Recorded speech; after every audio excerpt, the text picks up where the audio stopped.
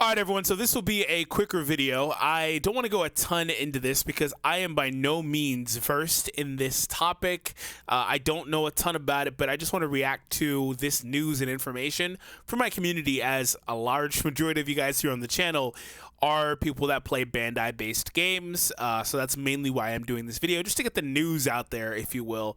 So basically, there was a hack that I'm guessing has just occurred, or whatever the case is. We're going to read this post here. But basically, it's been reported today anyway that Bandai was the latest to get hacked. So let me just say that if you do any digging into the hacking scene and stuff like that, and 4chan and a bunch of stuff, you will come across a lot of stuff. This is a very big rabbit hole. Like, I just saw, I believe, like, President Biden's son got hacked over the last couple of days. There is a ton of ransomware and hacking and all that stuff going on. So for whatever reason, this is extremely common right now. And you wouldn't even think this would be, I mean, you would think this would be one of the first game publishers, things like that, that has had this happen to them, setting aside the fact that Toei had something happen to them earlier this year, for the record.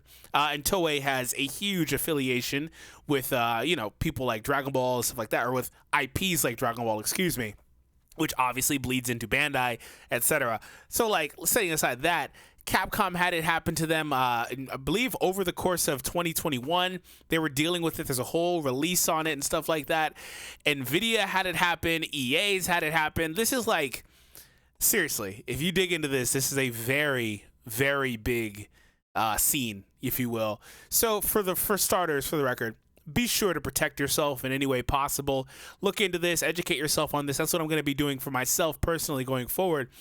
Trying to educate myself as much as possible and learning as much about this as I can. But let's go ahead and read the post here from Kotaku.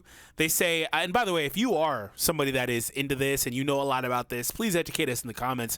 How big of a deal truly is this? Because basically what I'm understanding from this is they will hack you pretty much and then steal your server-based content. Like, for the record, like, on these servers for these companies, there are going to be things like unannounced games and stuff like that. There's going to be a lot of stuff on the server side that they're not ready to release yet, or projects they're working on, maybe they get scrapped, and just there's so much more than that as well on their servers, right?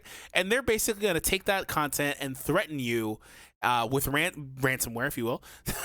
They're going to ransom that content back to you and say, hey, have XYZ happen, and or this content will be released to the public. And a lot of that content throughout some of these hacks has made its way, again, to being public information. So this is a very big deal, and they're saying Bandai has not really responded to it as of yet. We're going to go ahead and read the post starting now, though. Bandai, the Japanese publisher behind the Ace Combat, DBZ, and Dark Souls games, appears to be the latest major gaming company to suffer a major hack. The ransomware group Black Cat added the Elden Ring publisher to its list of victims earlier today, though it's not yet clear the extent of the damage or how much money the group is demanding. So they say, yeah, it happened today. So okay, I was kind of thinking this might have been something that happened around the time the Toei thing did, and we're just now kind of finding out about it. But no, this is a big deal. It just happened. So we're going to see immediate repercussions potentially in the games that we play, things like that. They're obviously going to keep it hush-hush as much as they can from their side of things.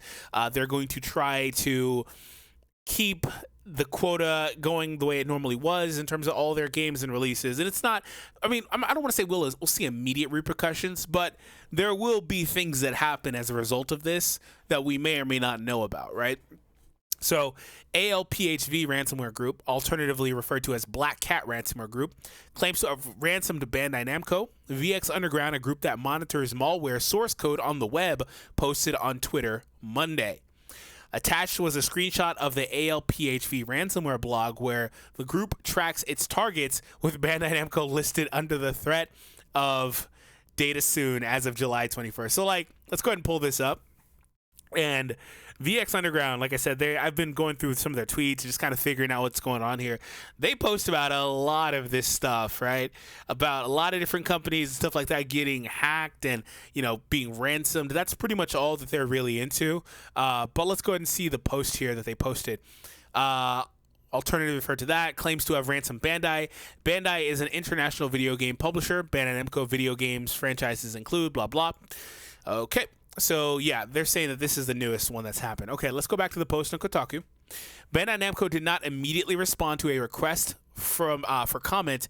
VX Underground has previously reported on other hacks, including the infamous Lapsus one. That's one I don't know about, before the companies themselves have confirmed them. So they're saying here that Bandai hasn't confirmed this yet, but they have been reported in the past from VX Underground and then later on confirmed by said company.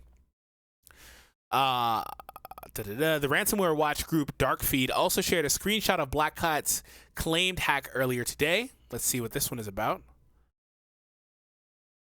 Yeah, it does show the total revenue of the two companies combined is $100 million from the U.S. Black Cat. It is a little blurred there, but you see Bandai there clearly as one of the companies. Okay. So let's go ahead and keep on going down.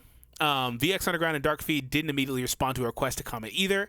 Black Cat members, of which were believed to also be involved in the Colonial Pipeline hack last year, like I said, so many, have been ramping up ransomware attacks, according to some computer security analysts, as well as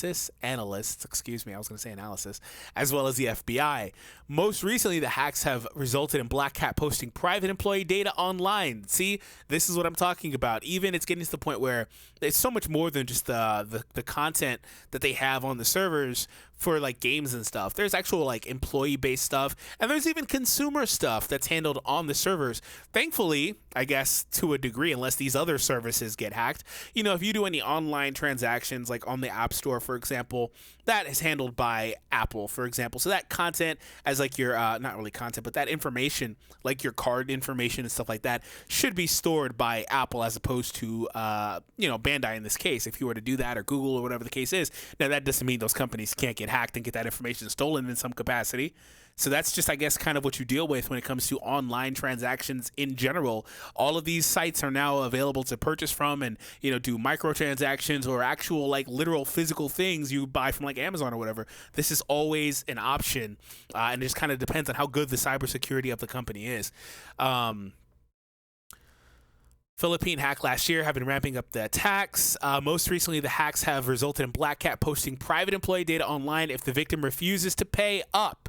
So if they don't actually pay up. So again, they're asking for money. In the past, the groups have demanded millions and targeted school districts and other public entities in addition to the to for-profit companies. That is really messed up. Goodness, they're going after schools. Like I said, this is a huge, huge rabbit hole of just cybersecurity issues. They're going after schools and student information and threatening to publish this stuff online. You know how scary that is as a father? If that was like something like that would happen. And, you know, like whenever you there are times where you'll get like emails out of nowhere for maybe a site you haven't even visited in a while, and they're like, oh, just a heads up, our data was compromised. Or like I had this happen with one of my credit card companies. Like I haven't had their card in like 20, not 20, obviously not 20, like 10 years. And it's like, well, I forgot all about this. You know, they even do settlements and stuff. It's just such a crazy thing with what's going on the internet. But they're going after public schools. If legitimate, this would be the latest in a long line of recent hacks at major gaming companies. Capcom was hit in late 2020 with several of its upcoming unannounced releases, like Dragon's Dogma 2, leaking at the time. So, like I said, they'll go on a release. Oh, hey, they're working on this, by the way.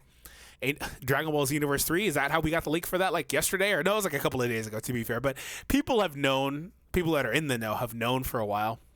There are often times where there are things like that that they have us sign. This is not something I knew about, so I could talk about it. They'll have us sign like NDAs, right? Just for the record, and we can't talk about it. You can apply that knowledge that I just said to maybe some of the stuff I've done on my channel. Moving on. CD Projekt Red, the Polish studio behind The Witcher 3 and Cyberpunk 2077, had employee data and the source code for one of its games stolen in early 2021. Even FIFA publisher Electronic Arts was hit with the alleged perpetrators trying to get media outlet Vice to blackmail the company on its behalf. My goodness. It's unclear how much of the seeming uptick in security breaches is due to new techniques deployed by hackers versus the greater challenges companies faced when moving to working from home during the global pandemic. So they're saying this could have ramped up because a lot of people shifted to being at home, and like, it's obviously you're gonna get them on secure networks and stuff like that, but it's just, I imagine, a lot more moving parts that makes it a lot more difficult to keep track of that type of stuff. Capcom blamed part of its vulnerability on remote work. So yeah, that's what I'm saying, like the remote work from home, stuff like that. At the same time, the blockchain network hosting crypto gaming juggernaut Axie Infinity, I haven't heard of that, suffered one of the most expensive hacks in history earlier this year, reportedly all because an employee fell for an elaborate phishing scheme. Wow. Earlier this year, Bandai took the servers for Dark Souls 1, 2, and 3 offline after a dangerous remote code execution exploit was discovered. So Bandai earlier this year, that's the conclusion. This video is already longer than I wanted it to be. Bandai earlier this year, in closing, already dealt with something, or could have dealt with something like this. They're saying right there, Dark Souls 1, 2, and 3's servers had an exploit which could have proven to be dangerous. I don't know what really came from that. Let's actually click on that link. I'm actually curious now. Dark Souls servers are down. It's a long article. Bandai seems to have taken notice of the issue or replied to a Reddit post about the Dark Souls RCE saying, "Thanks very much for the ping. A report on this topic was submitted. And now the servers for all are currently down with no information yet." Okay. Well, when was this? In January. Okay, so this had to be right around the time Toei got hacked, actually, which again, they do a lot. There's a lot of like other moving parts there, but there's just in terms of my channel, Toei and Bandai are in cahoots with everything I'm doing content on pretty much, right? So this was almost around that same time. I think the Toei hack was in like what? It might have been like April or whatever, March, something like that. But I'm going to go ahead and conclude here. No, sorry. Shout out to Prime Day. So the conclusion here is to just be aware of this type of stuff and what's possible if you do have your information online. Like I said, this doesn't directly mean we're affected by it, but these companies are getting in a position where they're having to deal with this on a consistent basis. Even people as high up as the freaking president's son are getting hit by this. So like, this is not something that's easy to avoid in any way, shape, or form, but I nonetheless wanted to bring some eyes to it in terms of you guys and how you guys are concerned about this. I'm really curious in terms of the content I put out on my channel. Like I said, there will be repercussions. It's just going to happen.